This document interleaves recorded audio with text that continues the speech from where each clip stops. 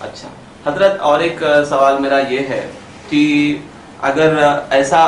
معاملہ ہو جائے کہ شوہر اور بیوی موجود ہے اور کسی وجوہات سے شوہر نے اسے طلاق دے دی،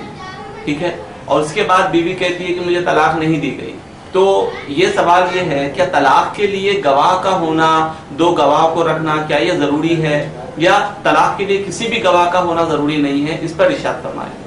جی دیکھیے، آپ کا جو سوال ہے، سب میں پہلے تو آپ کو میں یہ سمجھانا چاہتا ہوں کہ طلاق کے لیے گواہ کا ہونا شرط نہیں،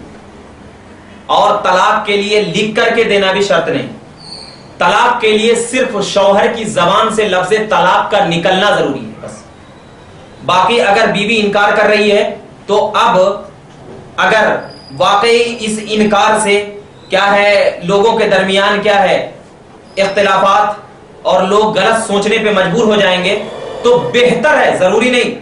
بہتر یہ ہے کہ شوہر کیا ہے، جن لوگوں کے سامنے بیوی انکار کر رہی ہے اسی لوگوں کے سامنے جا کر کے پھر سے طلاق دے۔ لیکن اتنا ذہن میں رکھنا چاہیے کہ کیا ہے، تو اور شوہر نے اگر طلاق دے دیا تو وہ طلاق ہو جائے گی، اور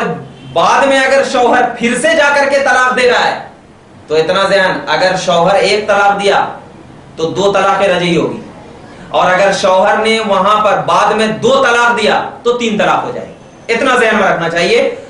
سب میں پہلے نکاح کے لیے گواہ ہے، طلاق کے لیے گواہ نہیں ہے۔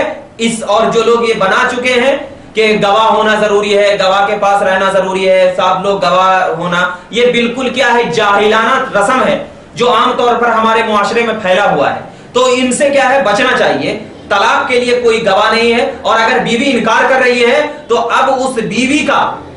اس شوہر کے پاس رہنا اس وقت تک جائز نہیں ہے جب تک کہ شوہر تمام لوگوں کے سامنے اسے خود سے اپنے قریب نہ کر لے اور خود سے نہ لے، تمام لوگوں کے سامنے لے تو لہٰذا اب دیکھیے، آپ تو دنیا میں رہ جائیں گے۔ بیوی جو انکار کر رہی ہے کہ مجھے یہ کئی کا طلاق، یہ کس چیز کا طلاق جو عام طور پر ہوتا ہے، یہ کیا ہے، تو یہ جو بیوی کہہ رہی ہے، تو سب میں پہلے تو میں ان کو یہی سمجھانا چاہتا ہوں کہ اگر شوہر نے طلاق دے دیا تو اب دنیاوی جو زندگی ہے 30 سال 35 سال، اپنی زندگی کو صحیح کرنے کے لیے اسلام کے خلاف کیوں رویہ اختیار کر رہے ہیں آج کل لوگ؟ وہی رویہ اختیار کرنے کا وجہت میں نے اس سے پہلے ویڈیو میں بتایا کہ مائنڈ کنٹرول ہے۔ یہ ٹی وی، عام طور پر گانے بجانے، معاشرے میں صحیح طور پر علم کا نہ ہونا، ناچ گانے کا ہونا، عام طور پر کیا ہے، یہودیوں کے طریقے پر اپنانا، بازاروں میں گھومنا، اسٹائلش فیشن، یہ سب جو تمام چیزیں آ چکی ہے، یہی بنیاد ہے جو اسلام کے نظریات صحیح نہیں لگ رہے ہیں ہم لوگوں کو۔ تو اسلام کے نظریات اگر صحیح لگنا ہے تو سب سے پہلے آپ نماز کی پابندی کرو،